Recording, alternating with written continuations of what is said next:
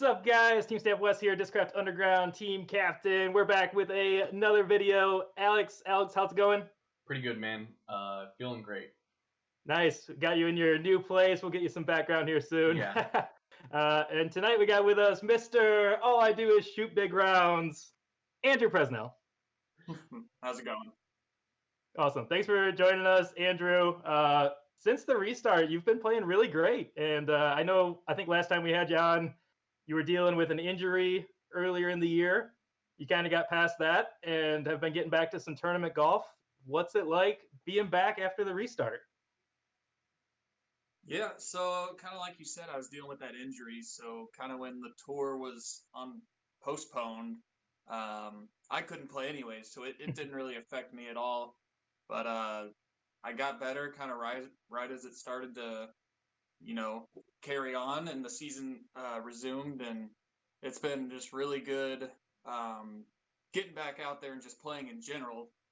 Not even just tournaments, but just happy to be able to play at 100% again. Yeah, it's really nice just playing every weekend, seeing all my friends and traveling around and seeing all the people you meet along the road, and it's great. Nice. And I know, throughout your career, really the last couple of years, you've been a road warrior playing almost every weekend. Do you feel like playing all of those tournaments is kind of a key to your success at these big events, and especially with all the B-tier wins? It helps a little. Most of the B tiers that I play are local, and we don't have like stunning courses where I'm from, so it's a lot of just park golf under 320 feet. You got to shoot 12 under or whatever to win. So it definitely helps a little just staying sharp physically and mentally. But I really have to like practice on my own and kind of create like safari golf holes on my home courses to really practice for like big, challenging courses. Because rarely where I'm from, those holes don't exist. That's wild. So yeah,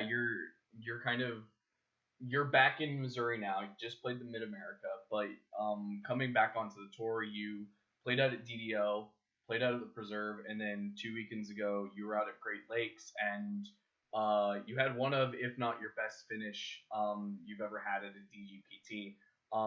And it looks like, in just like looking at your schedule, it looks like you've kind of hit some sort of a stride in the return. How does it feel physically coming off an injury and coming off all the COVID stuff? What's it like to, what's it like to be back in it full time and hitting these stops and making those travel, like doing all that travel? It's nice. I see it as my job, and it's nice to just do what I love doing again full time. And I thought coming off my injury, I was going to have a period of time where I was going to be rusty. But honestly, like once I got better, it took me like a day before I felt like my old self again, which actually surprised me a lot. So definitely not upset about having that.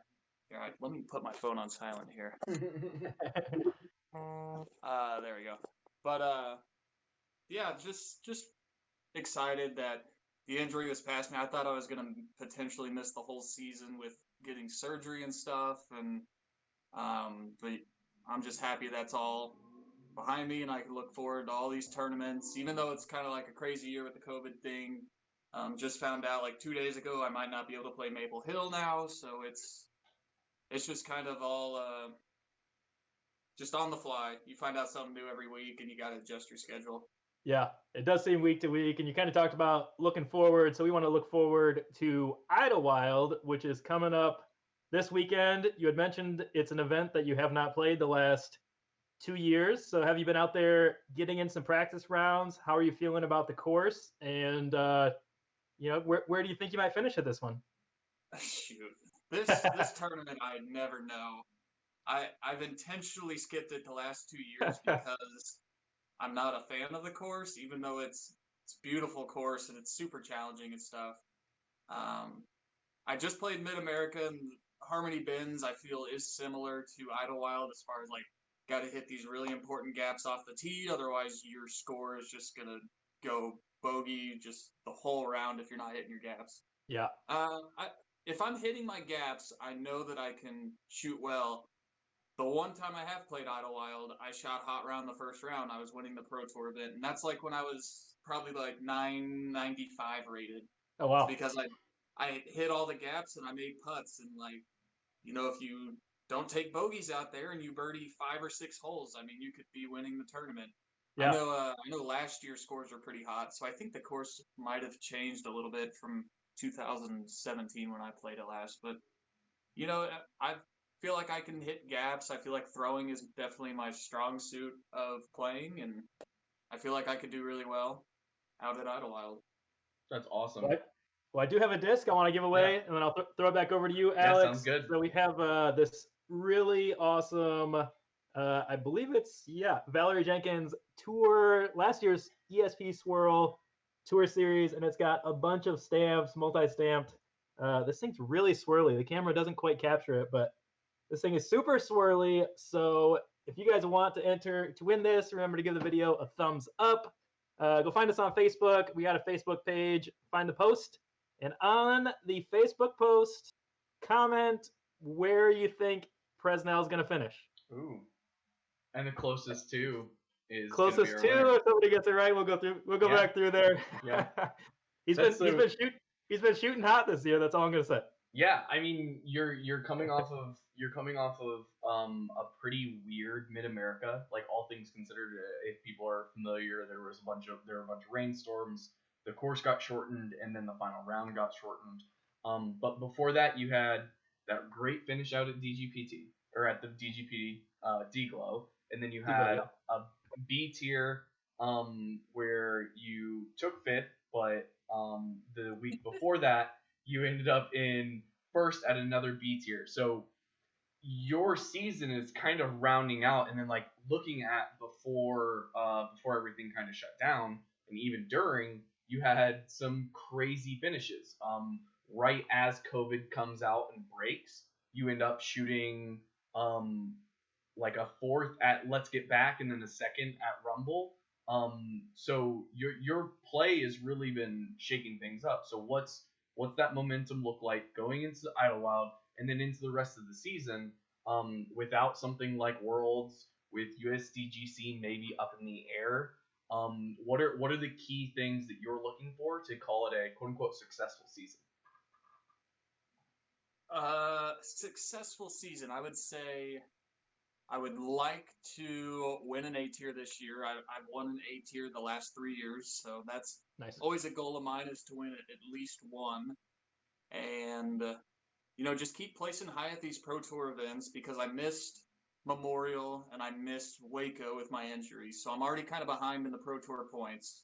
So I kind of am trying to catch up with all these ones coming up. So if I place good at like Idlewild, Ledgestone, whatever other ones I might play, you know, I can jump up in those Pro Tour standings. I think a top 20 would be pretty good in Pro Tour standings, you know, missing a couple events. And then I'd like to qualify for USDGC. I know a lot of the tournaments have been, you know, totally canceled. So I feel like there's less USDGC spots. So I think if I earn a USDGC spot somewhere, definitely going to go to USDGC again and, you know, try to place well again. I did pretty well last year for being such a challenging course. And I think if I could do those things, then that would be a successful 2020, kind of a weird year of injury and COVID and schedule changes and all kinds of stuff. Yeah. I think it's been a great season so far. I was just looking at the PDJ. You got 1, 2, 3, 4 wins in there, and just a ton of great finishes at the Disc Golf Pro Tour. I think there's still a lot of people out there that maybe don't know your name, and I'm always shocked because you're clawing at these top 10s at the Pro Tours. You're winning B tiers, you know, every other week at some points of the season, and it just surprises me that people don't all know who you are at this point. So if you guys see Prez out there on the road, go up and say hi. He's obviously super nice and happy to talk to anybody. I think that's all for me. Alex, you got anything else? I do. I have one more thing that I'm curious about. What's this you mentioned that you might not be able to make it to Maple Hill. What's that look like? What's the story there? Is it So just they changed the dates from like end of August into September, so now it's 2 weeks later. And I think the reasoning is because Massachusetts state law is requiring some kind of 2 week quarantine for the players for Yeah. them to host this event. And I had planned on playing 2B tiers in St. Louis instead of going to Green Mountain.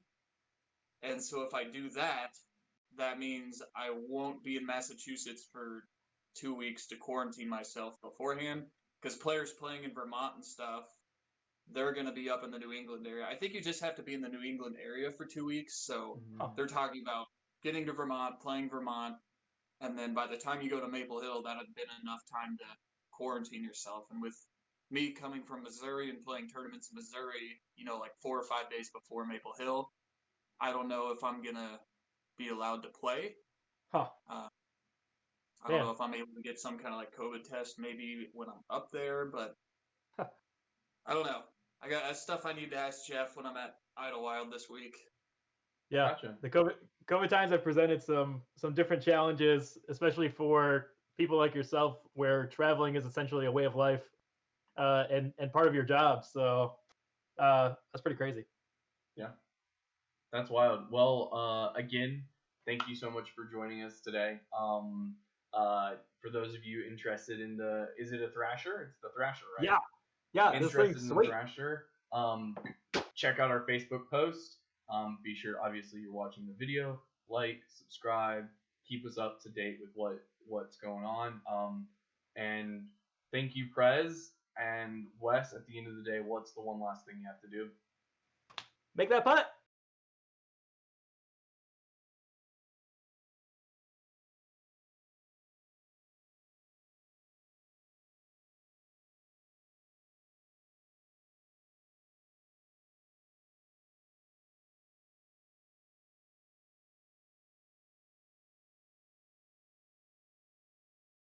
Okay, cool.